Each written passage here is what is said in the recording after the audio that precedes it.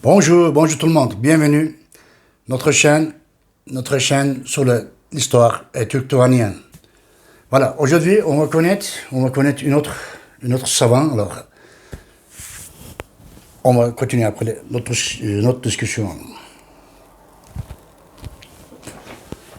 Il s'appelle Monsieur Frédéric Houssaye. Monsieur Frédéric Houssaye est un zoologiste français né le 28 février 1860, Dole de Bretagne, et mort le 18 septembre 1920 à Lyon. Là.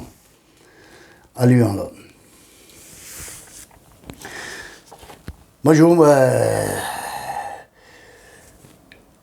Sa famille originaire d'Île et Vilaine compte plusieurs propriétés de la fabrique de chaussures de Fougères. Il a étudié au lycée de Laval, puis au lycée de Rennes. Reçu l'école polytechnique et à l'école normale supérieure. Il opte pour cette dernière promotion 1879.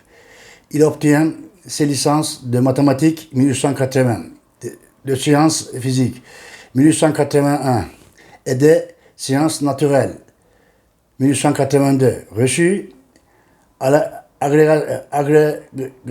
l'agrégation de sciences naturelles 1882.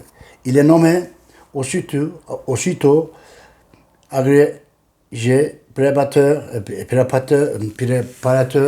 à l'école normale supérieure et présenté son doctorat en 1884 avec une thèse intitulée Recherche sur les opercules et les glandes du pied de gastéropodes.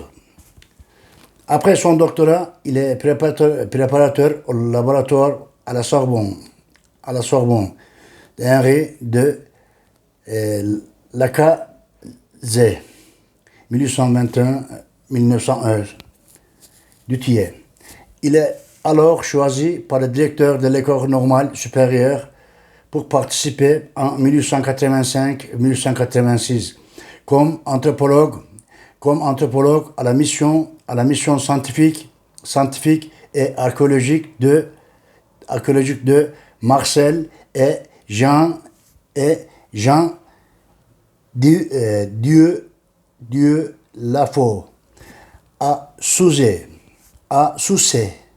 À son retour, il est maître de conférences à la faculté de sciences de Lyon, 1886-1888. Puis maître des conférences suppléant d'Alfred Giard, 1846-1908, qu'il est né alors. À l'école normale supérieure, 1892.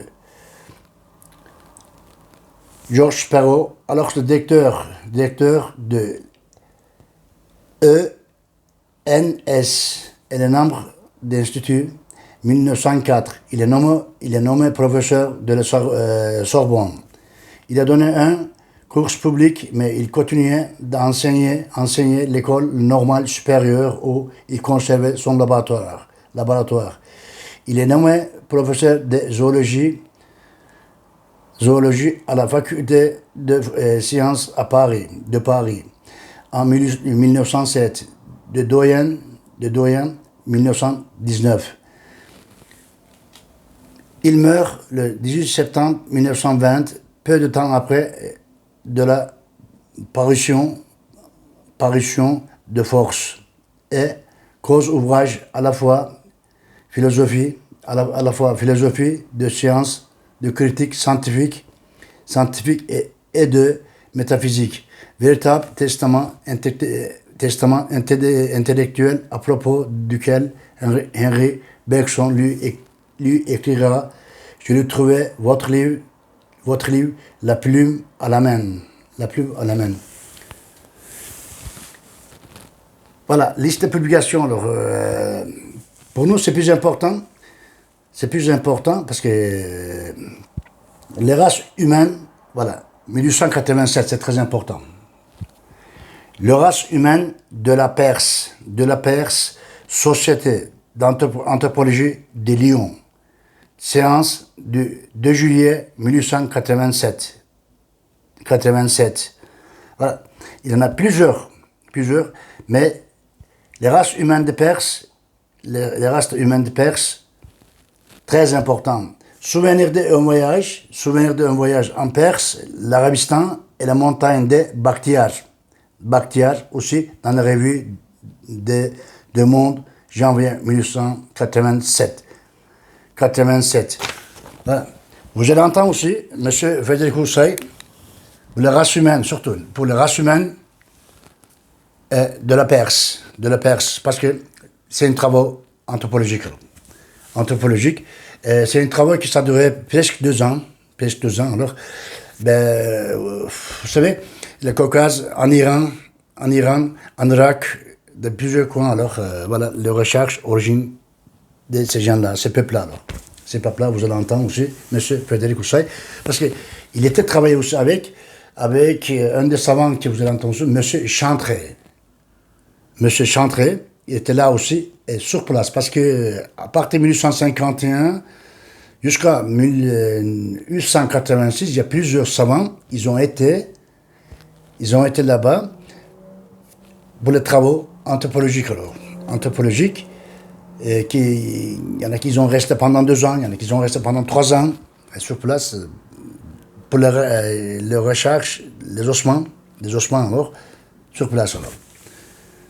Sur place, voilà. Aujourd'hui, c'était M. Frédéric Houssaye. Je vous remercie beaucoup. Je vous dis à la prochaine. Merci beaucoup.